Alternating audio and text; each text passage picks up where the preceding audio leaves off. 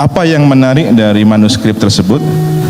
Tentang boleh dikata kong kali kong atau konspirasi antara neo-feudalisme dengan kolonial waktu itu untuk menghapus sejarah perjuangan para ulama pewaris perjuangan Wali Songo Dzurriyyah Rasulillah.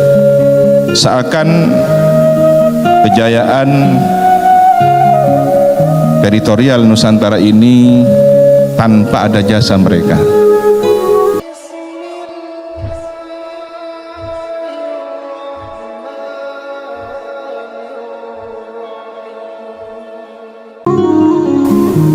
Assalamualaikum warahmatullahi wabarakatuh. Waalaikumsalam warahmatullahi wabarakatuh. Bismillahirrahmanirrahim. Alhamdulillahi rabbil alamin. Wa bihi nasta'inu ala umuri dunya waddin. Wassalatu wassalamu ala asyrafil anbiya'i wal mursalin. Sayyidina Muhammad wa ala alihi wa sahbihi ajma'in.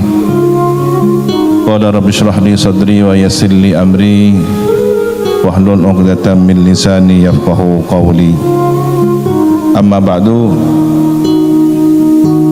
Hadratal muhtaramin, para alim, para guru besar, para tuan guru, seluruh jajaran pengurus wilayah Nahdlatul Ulama Nusa Tenggara Barat, baik jajaran Syuriah maupun Tanfidiyah, seluruh Banom, seluruh tokoh yang hadir pada kesempatan yang insya Allah penuh dengan keberkahan di siang hari ini. Hadirin hadirat muslimin muslimat nahdiyin nahdiyat hafizakumullahu jami'an. Kita senantiasa berharap dijaga oleh Allah Subhanahu wa taala sihah wal afiat dan membawa iman Islam husnul khatimah. Para masyayikh, para tuan guru, para guru besar dan seluruh yang hadir, beberapa waktu yang lalu saya tidak sengaja menemukan satu artikel tentang manuskrip naskah kuno yang tertulis tahun 1719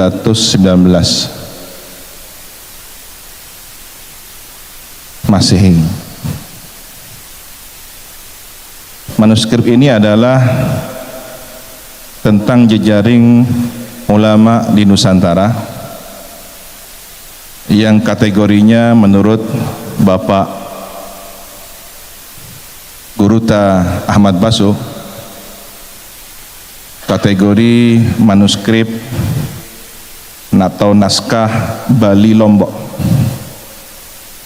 Jadi ada jejaring yang di situ dibagi per zona, jadi wilayah Jawa, Bali, Lombok, Ternate dan seterusnya hingga Papua yang memetakan tentang jejaring ulama para penerus Wali Songo, khususnya ulama Dzurriyyah Rasulillah sallallahu alaihi wasallam. Yang cukup menarik kita pada kesempatan hari ini adalah tentang kegelisahan penulis manuskrip tersebut dengan berulang kali menyebut nama Sunan Giri, nasihat Sunan Giri, nasihat Sunan Giri. Bagaimana seharusnya kita menjaga sejarah tentang jasa ulama yang secara khusus disebut keturunan baginda Nabi Muhammad SAW, penerus perjuangan Wali Songo.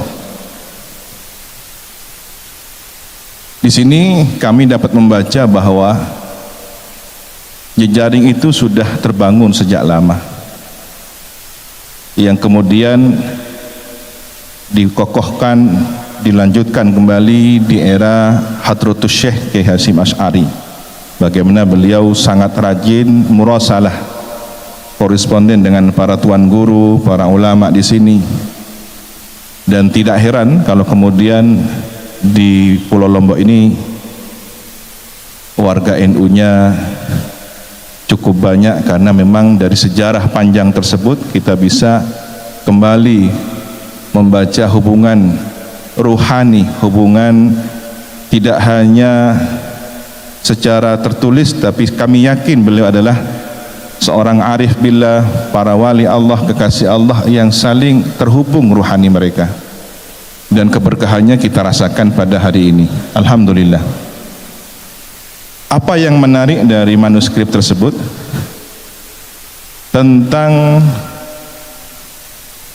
boleh dikata kong kali kong atau konspirasi antara neo-feudalisme dengan kolonial waktu itu untuk menghapus sejarah perjuangan para ulama pewaris perjuangan Wali Songo Dzurriyyah Rasulillah. Seakan kejayaan teritorial Nusantara ini tanpa ada jasa mereka. Nah, kalau kita pernah dan sering mendengar slogan jas merah, ya kita punya jas hijau. Jangan sekali-kali melupakan jasa ulama, sejarah ulama. Nah, ini yang harus terus dikawal oleh Nahdlatul Ulama. Dan boleh jadi konspirasi itu dalam bentuk yang lain di masa-masa yang akan datang, entah bernama neokapitalisme yang kemudian menawarkan pariwisata, menawarkan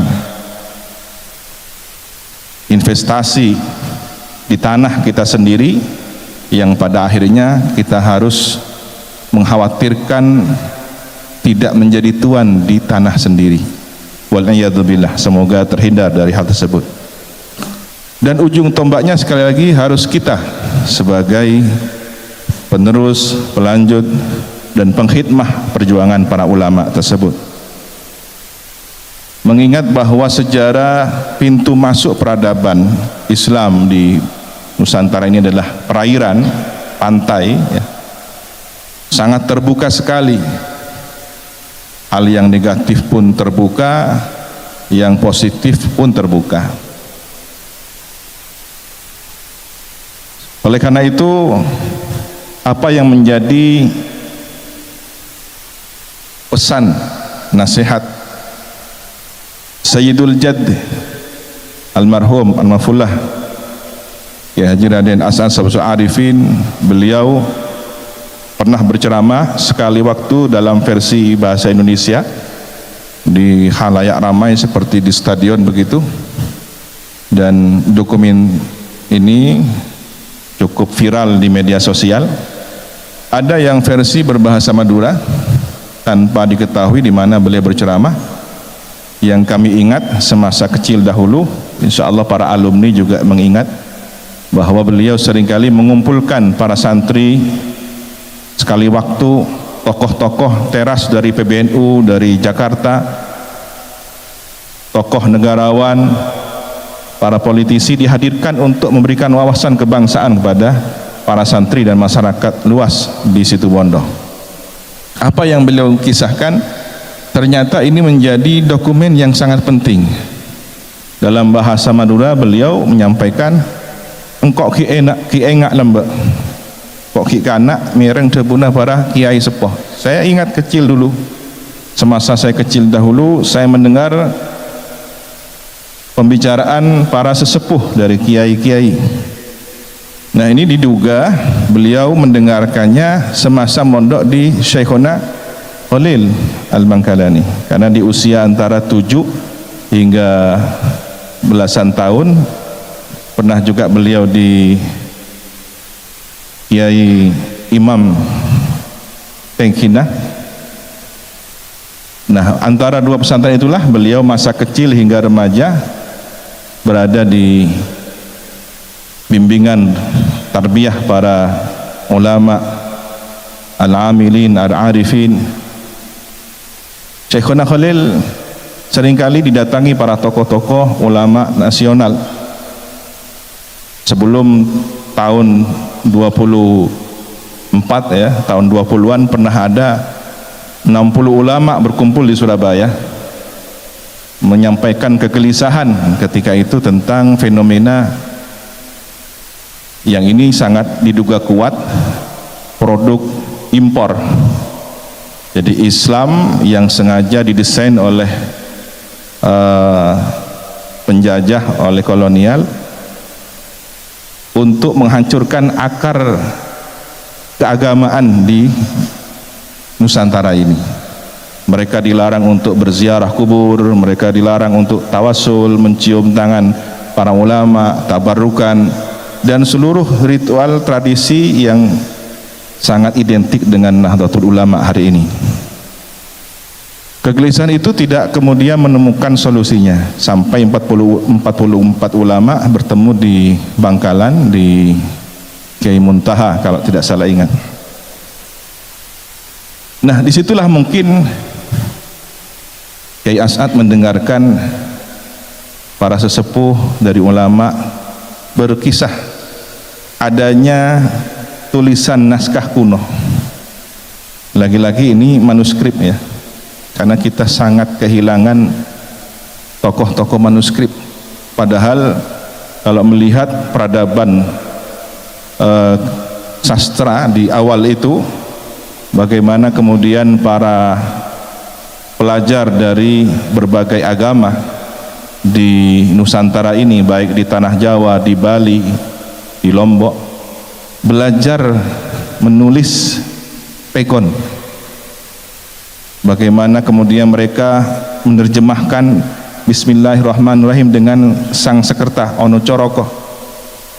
Jadi tradisi tulis menulis, tradisi keilmuan ini mewarnai kehidupan para ulama, para dai-dai kita di masa itu. Apa yang tertulis, kata Kiai As'ad, mengutip diskusi para kiai sepuh bahwa Sunan Ampel Raden Ahmad rahmatullah semasa mengaji, bermukim atau mondok di kota Madinah kira-kira 4 abad yang silam ya, karena beliau seusia Imam Abdullah bin Alawi al-Haddad Sahibur Ratib, yang saya berterima kasih ratibnya dibaca di kantor PWNU ini sehingga menjadi tambahnya nilai rohani spiritual para pengurus dan seluruh warga NU khususnya di NTB. Mudah-mudahan istiqomah. Nah, ternyata Sunan Ampel ini semasa mengaji di Madinah, beliau mendapatkan suatu karomah, bisa muwajahah, berdialog langsung dengan baginda Rasul sallallahu alaihi wasallam, yang beliau mewasiatkan, bawalah ajaran Islam ahli sunnah wal jamaah ini ke negeri, Kiai As'ad sebutnya Indonesia. Nah, saya tidak tahu pasti apakah di manuskrip itu, naskah itu tertulis Indonesia ataukah riwayat bil makna dari Kiai As'ad. Boleh jadi kedua-duanya. Jika kemungkinan yang pertama itu adalah lafadz dari Rasulullah, berarti Rasulullah sudah menyebut Indonesia kepada Sunan Ampel. Jika itu adalah riwayat bil makna, teritorial Nusantara adalah bagian dakwah yang sudah mendapatkan nadrah Rasulullah, sudah dipandang oleh batin Rasul, sehingga Sunan Ampel ditugaskan untuk menyampaikan ajaran Ahlus Sunnah wal Jamaah di negeri ini. Oleh karena itu, merawat ajaran yang telah disampaikan oleh para sunan, para wali songo ini, hingga diteruskan oleh para ulama, para kiai, tuan guru hampir di seluruh pelosok negeri ini, adalah amanat baginda Rasulullah sallallahu alaihi wasallam. Dan itu adalah dalil, adalah hujjah. Ada 4 riwayat hadis tentang melihat Nabi, ya, man ra'ani faqad ra'ani, man ra'ani fil manam faqad ra'ani fil yaqadah, dan beberapa riwayat lainnya yang menyatakan bahwa akurasi dari validitas tentang hadis melihat Nabi ini adalah benar. Ini perlu disampaikan bagi yang tanya dalil kan begitu ya, apa dalilnya kan begitu. Kalau yang hadir ini insya Allah tidak perlu dalilnya, karena ulama kita sudah dalil, tuan guru kita sikapnya saja sudah dalil. Tapi ini sebagai hujah kita bahwa apa yang menjadi catatan manuskrip itu ternyata memiliki dalil yang kuat, dan itu tercatat di Keraton Cirebon yang disalin dalam bahasa Sangsekerta di Keraton Yogyakarta, mungkin juga di Leiden atau di beberapa perpustakaan di luar negeri lainnya. Nah, ini yang kita kehilangan akar sejarahnya, sehingga kadang-kadang hari ini para warga NU begitu ditanya, apa dalil kamu mengamalkan ini dan itu dan semacamnya, ya karena kita tidak biasa membantah dan tidak terbiasa panjang lebar tentang dalil, ya sudah ikut tuan guru, ikut kiai, yang itu mudah diancam, mudah dipatahkan oleh mereka sedikit-sedikit dengan dalih kullu bid'atin dhalalah. Padahal mungkin ya hafalnya hanya hadis itu saja kan gitu. Tetapi bisa menghabisi kader-kader muda kita yang lemah. Nah, ini titip, mudah-mudahan sejarah ini bisa dibukukan dengan baik dan terus disampaikan. Saya tidak bosan-bosan di berbagai forum ke-NU-an untuk menyampaikan kisah ini. Nah, Kiai As'ad juga pernah menyampaikan di hadapan para santri tentang kalimat khittah ma'hadiyah. Jadi beliau tidak hanya mempopulerkan khittah NU yang kembali kepada khittah di mana telah pernah dituliskan oleh Hadratus Syekh dalam risalah Ahli Sunnah wal Jamaah.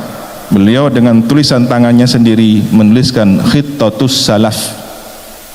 Jadi khittah NU adalah khittah salaf, kembali kepada ajaran salafus saleh, sahabat, tabi'in, ya, tabi'it tabi'in, yang seluruhnya bersumber dari baginda Nabi Muhammad SAW.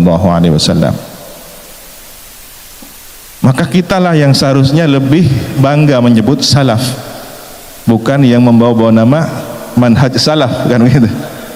Biasanya yang suka mengaku-ngaku bukan pemiliknya, tetapi yang biasa-biasa yang justru mengamalkannya. Kitalah yang mengikuti manhaj salaf. Kitalah yang seharusnya bangga dengan ajaran para masyayikh kita, ulama kita, telah bersanad silsilah keilmuan akidah kita kepada para salafus saleh. Alhamdulillah. Ikhtitam sebagai penutup bahwa catatan sejarah ini harus diabadikan, didokumentasikan dengan baik. Manuskrip ini harus terawat, ya. Dan di Indonesia masih sedikit tokoh pakar manuskrip, masih sedikit yang serius membidangi tentang persoalan naskah-naskah kuno ini. Alhamdulillah beberapa pesantren sudah merintis kajian-kajian manuskrip tersebut, dan seharusnya Lombok ini juga punya ada pengkayaan keilmuan yang berasal dari manuskrip, karena ternyata tercatat tadi naskah kuno Bali Lombok mencatat peristiwa tentang konspirasi antara kolonial Belanda dengan neo feodalis di zaman itu tahun 1719. Kenapa kita harus kembali kepada sejarah? Karena akalnya semesta ini adalah sejarah. Kalau kita ingin karakter seseorang mengetahui, kita kan perlu melihat kurikulum vitae-nya. Dia sekolah di mana, pendidikannya di mana, sepanjang sejarah dia, riwayat akademiknya dapat kita baca, ya. Sehingga apakah nanti akan menjadi pengurus NU yang benar NU, atau pernah mau jadi Muhammadiyah tapi gagal kan gitu ya. Ini untung tidak terungkap ya kurikulum vitae-nya. Alhamdulillah diselamatkan oleh NU ini. Ya, begitulah pentingnya kita melihat akal sejarah dari catatan-catatan naskah para ulama kita. Oleh karena itu kita seharusnya berbangga, bersyukur atas nikmat ajaran yang telah diwariskan dari para masyayikh kita, muassis Jamiah Nahdlatul Ulama ini. Teruslah kita mengkaji kitab-kitab beliau, dan hari ini informasinya akan dimulai pembukaan pengajian kitab. Kitabnya belum ditentukan.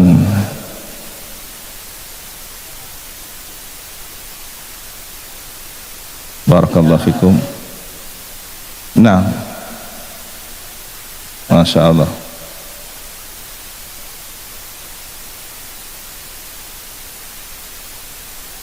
Barakallahu fikum. Dan itu entah ini janjian atau bagaimana, sekarang di mana-mana marak sekali. Jadi mulai dari MWJNU, bahkan di Ranting, kemudian di PC-PCNU, di beberapa PWNU juga memulai kajian-kajian semacam itu.